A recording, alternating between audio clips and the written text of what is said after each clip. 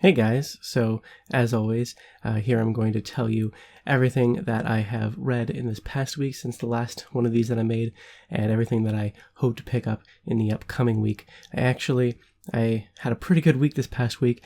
I have 7 books to add to my tally, read 7 books, and I have 7 books to talk about here. Let me just mark these off real quick.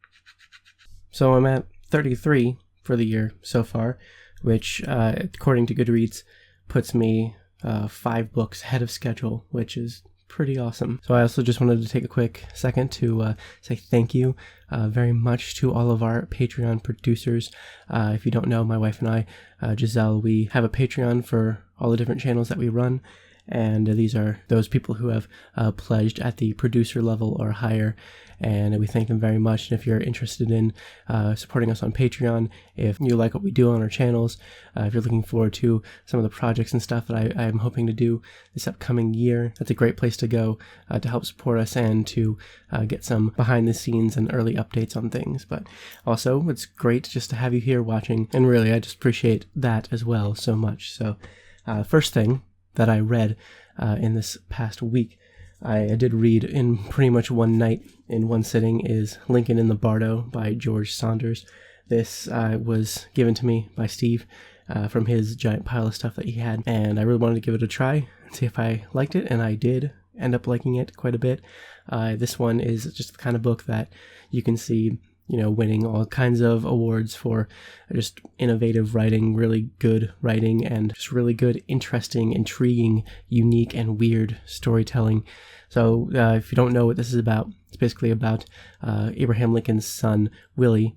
He died, and this is kind of his existence in the in-between state between life and death, and we get sort of a glimpse into all the other people who are within this transitionary state, and we kind of see mostly from their perspective. The book is just kind of filled with all these different lines of text, and you get the person's name that said it or thought it. I guess the way I read it was their thoughts from each of these individual people that are telling the story. So it kind of reads like a script of thoughts being told back and forth with little bits and pieces of excerpts from books about Lincoln and about Lincoln's life and him as a president and stuff like that. So we get a little bit of a sense of who Abraham Lincoln was at this time of his son's death, who his son was, what people thought about the whole situation and about Lincoln in general.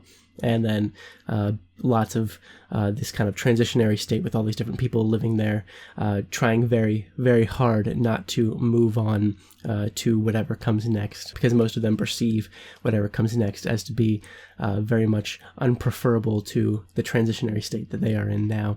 And they're from all different time periods, these people in this state. And so they kind of take an interest in Willie Lincoln and what happened to him. So it's quite weird. It is quite interesting. It is actually got quite a bit of humor into it. I didn't find all of the humorous bits to be super funny. I found certain parts of it to have a humorous edge to it. For sure, I think a lot of people would like this for a lot of different reasons. It's a very emotional kind of story, and I did enjoy the experience of reading it. And it feels like something that I could easily read again and get a lot more out of through the second reading. And also it would be a quick read through the second time around as well. I'm gonna attempt to do a full review of this sometime for the next couple days. I'm working on it. I'm trying to work on piecing together my thoughts and seeing what I could possibly say in a review.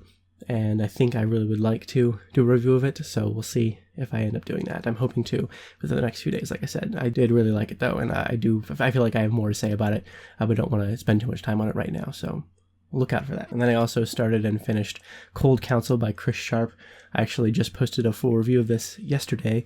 The book was just released today, February 21st, the day that I'm posting this, which is pretty cool. I got it out a day early, but I did get this from Tor back in December. So I just knew that it was coming up, that the release date was coming up, and I knew it was going to be a pretty quick read, so I decided to just read it mostly in one sitting. It's not the best thing I've ever read. It's a really dark fantasy with a twinge of light-heartedness to it. And it's got trolls and goblins and just this troll genocide at the hands of elves. And then this one troll lived, and he was taken from the genocide by Aunt Agnes, who's like a troll witch, and kind of raised him, this main character, Slud, the troll, the last troll of his clan, and he kind of goes off on this like big revenge plot, just kind of kill anyone that gets in his way. And it's it's very violent.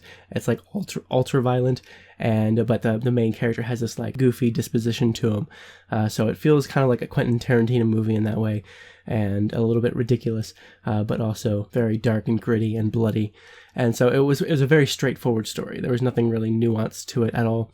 And I enjoyed Chris Sharp's writing enough. Like, it was pretty well balanced, like the characters with the world building and the plot. Nothing really felt like it was bogging me down when I was reading it. It was a fast read. The characters, definitely, the main character could have used a lot of work. The other characters were more interesting than the main character, but still weren't quite explored enough, in my opinion. But anyway, if you want to know more thoughts on this, I very highly suggest you go watch that review. I try to in my reviews to gear them towards letting people know whether or not this kind of book would be for them if they were to pick it up, what they could expect from it. So definitely go check out that review if you have not already. So I finished that, and then I also finished the second book in the Song of Shattered Sands series by Bradley P. Bollier, that is With Blood Upon the Sand. I finished the first book, 12 Kings in Shurikai, last week, and really enjoyed it quite a bit. And now that I've finished this one, I'm going to be working on some back-to-back reviews of the two of them.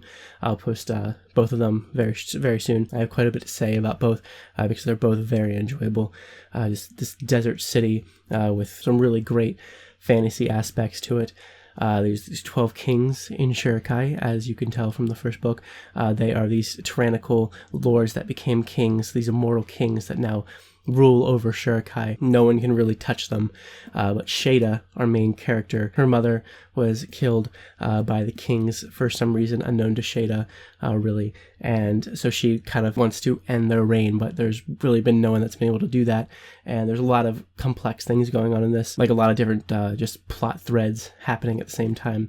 And they all kind of lead Shada on a path to becoming what she needs to become in order to do what she wants to do. And this one was even better than the first one.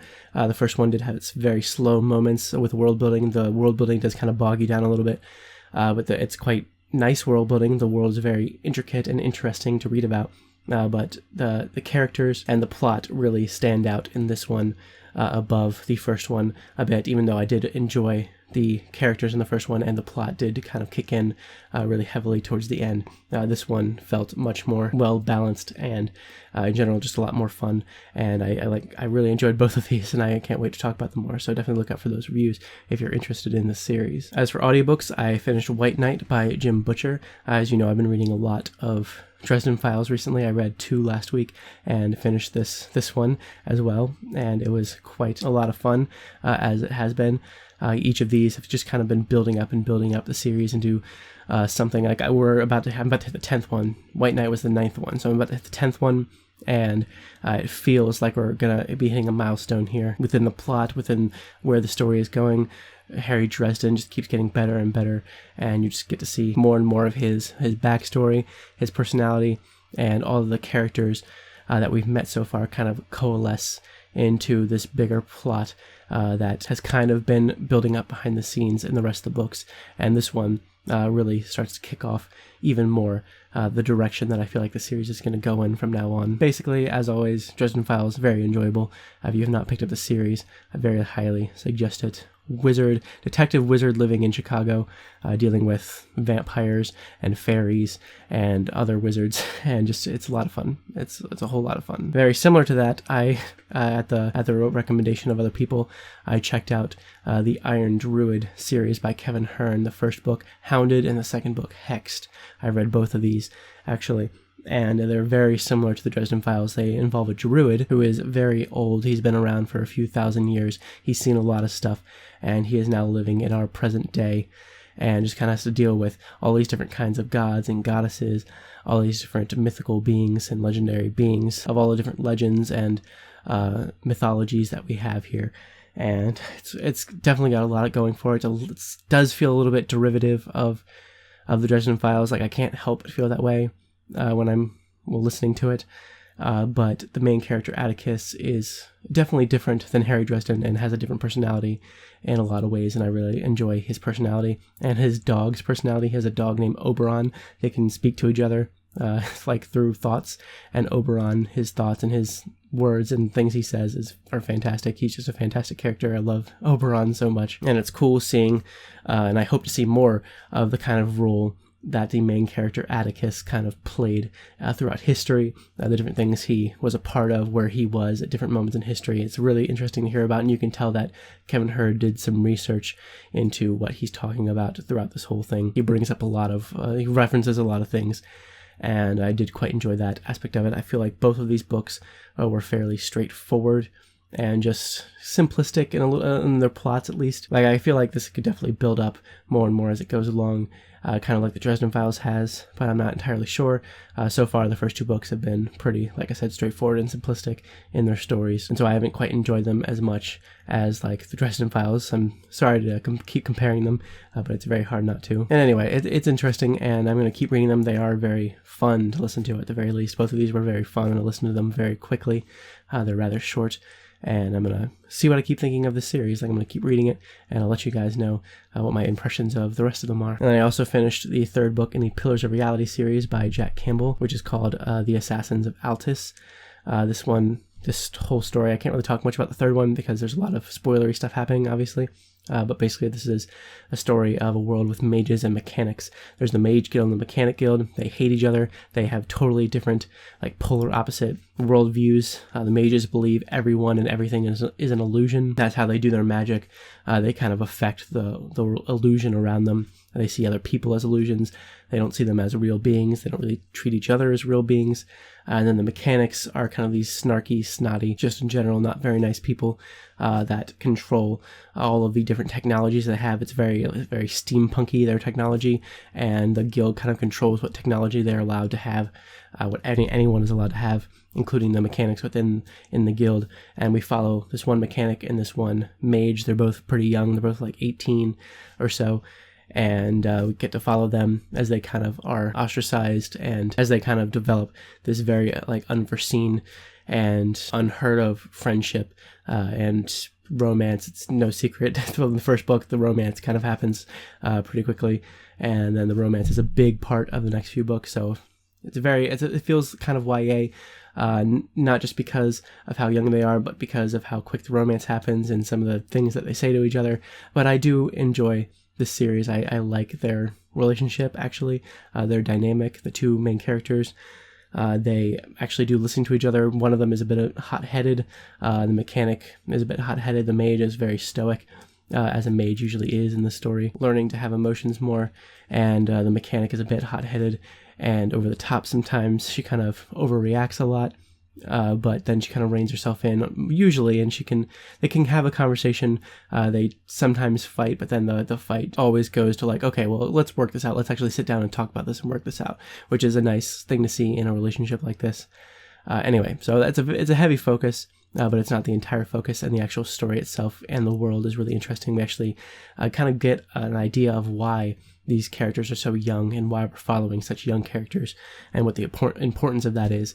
And we also get an idea of what has happened to this world that has led to this, because they're all very controlled by the guilds. And there's something special about one of the main characters that they kind of have to use against the guilds. And it's got some tropes in it, definitely. But if you like steampunk and the idea of steampunk mixed with fantasy with a bit of romance mixed in, this might be something you would enjoy. So what I'll be picking up this week, First and foremost is Kings of the Wild by Nicholas Eames.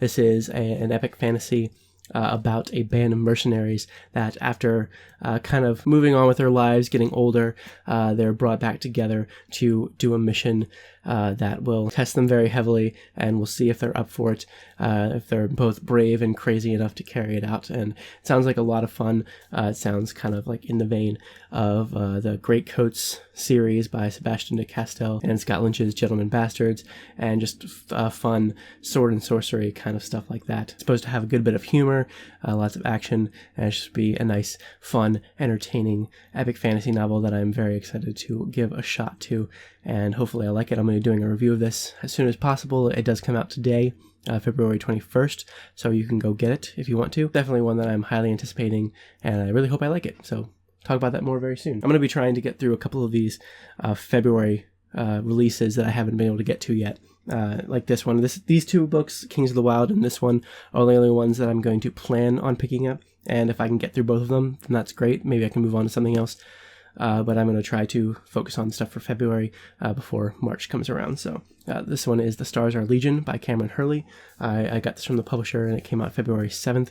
I've heard mixed things about it so far, mixed to positive. So it's like it's been a pretty positive leaning reaction to it. So I'm going to give it a shot and see what I think. It's about a group of like world ships called the Legion, and this girl who wakes up with no memory and is the only one that has the ability to like break away from the Legion or something like that. So I'm going to give it a shot and see what I think. It sounds like fun, and I hope to be on the side of the fence that enjoys it because like I said, I think it sounds pretty cool. And then I did post a art haul this past week where you can kind of see a bunch of the books that I've gotten recently. That's a lot of what I'm going to be reading over the next few weeks. So if you kind of want like a little early look into what I'm going to be reading soon, then definitely go check that out if you have not already, because there's quite a lot of fun stuff in there that I'm really excited for. And I'm sure that you guys would be excited for it too, as fans of science fiction and fantasy. It's pretty much all science fiction and fantasy. So I think that's pretty much it for today. If you guys have read any of this stuff, if you have any opinions, any similar or differing opinions on anything that I talked about, I would love to hear and have a conversation with you about that. Thank you guys so much for watching, and I will see you later with more.